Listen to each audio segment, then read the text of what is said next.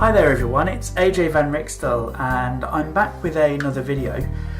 In today's video, what I'm going to do is first of all apologise for the lack of videos over the past 2 weeks. I've not had a very good time with the videos. Ones I've tried to do just haven't really worked out. So this one is definitely going to be uploaded. And what I'm going to be doing is, it's National Novel Writing Month next month, so I'm not going to have as much time for doing as many drawings as I normally like to do, but I am still planning on doing some sort of artwork involving watercolour. So my plan is once a week to upload a video of either a time lapse or as I'm doing a watercolour onto my channel of me doing that. So like this one for example, that is the plan, and it will happen. I'll make sure that I'm more strict with myself at making sure that I do that. So what I thought I would quickly do though is I've been practicing, and I thought I would go through what I have been doing already. So whilst this dries, because I'm now on the stage where I need to let this dry for a moment, I'll move that to the side so that I don't just randomly put my work on there. Getting back into watercolour really started back off with this one. So this month it's obviously October, so Halloween, and I thought I'd do a nice little Halloweeny autumny type one. And I've just done a bit of practice there. It's not, I'm not 100% happy with it, but I do like the way some of the details turned out on there, particularly on the witch, and I like the pose that I've managed to do there for that. I particularly like down here the little like villagey type thing there. I just kind of went a bit of an impressionistic sort of style with that. I'm not going into too much detail. And I've got some nice little fields to go there as well, and the boats on the water there.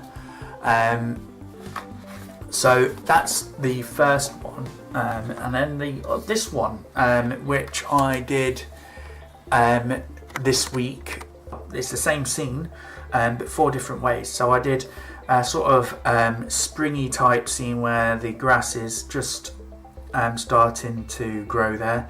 And I've done a summery type scene here, where I've done like a sort of longer strokes there, and then I've got a nice sort of autumny type one with the red sky and slightly darker green for the grass. And then my overall favourite one for this, which is going to deserve a bit of a zoom in, I think, is my wintry scene. And with this, so for all of these I use pretty much 4 colours. So I used sap green and also a blue type colour, white, black, and also obviously red, but you don't really count white and black as colours really. So I used sort of those sort of 3 colour, 4 or 5 colours just to get these sort of different things out. It was just quite interesting and quite a nice way to learn how different techniques can be applied to that. I particularly like the sky. I was working on the sky as well with those, and so those are 2 there. And then the final one that I've done, which I really quite like as well, is this one. Which is again another autumn scene, but this one I've actually framed because it's for a competition that I'm entering in my local area. So as you can see here, I've kind of got the foreground grass and like the tree there in the corner, just framing it a little bit, and then I've got the sky, which I quite like the way I managed to get the sky done there. It's kind of like a grey sort of bluey tint to the sky, and then I've got the leaf in the coming out in the foreground, and then I've got the background there. But yeah, those I just quite liked the way the way those came out. And those were really just a bit of practice work to get me back into watercolour. And then I just started this one today, just I thought I'd do a character in it for that.